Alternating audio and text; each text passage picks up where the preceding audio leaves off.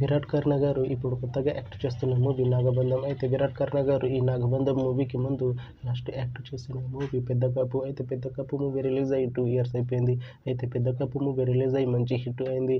అయితే పెద్ద కప్పు మూవీతో విరాట్ కర్ణ గారికి ఒక మంచి హిట్ వచ్చింది.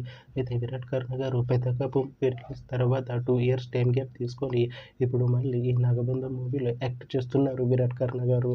చూడాలి విరాట్ కర్ణ గారికి ఈ నాగబంధం మూవీతో కూడా ఇంకొక మంచి హిట్ తనకి వస్తుందా లేదా అనేది మనం ఈ నాగబంధం మూవీ రిలీజ్ అయ్యాక చూడాలి.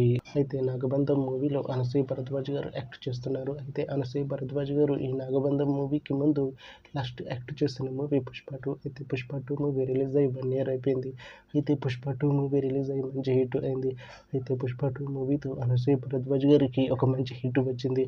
అయితే అనసూయ భరద్వాజ్ గారు పుష్ప 2 మూవీ రిలీజ్ తర్వాత 1 year టైం గ్యాప్ తీసుకొని ఇప్పుడు మళ్ళీ ఈ నాగబంధం మూవీలో యాక్ట్ చేస్తున్నారు అనసూయ భరద్వాజ్ గారు.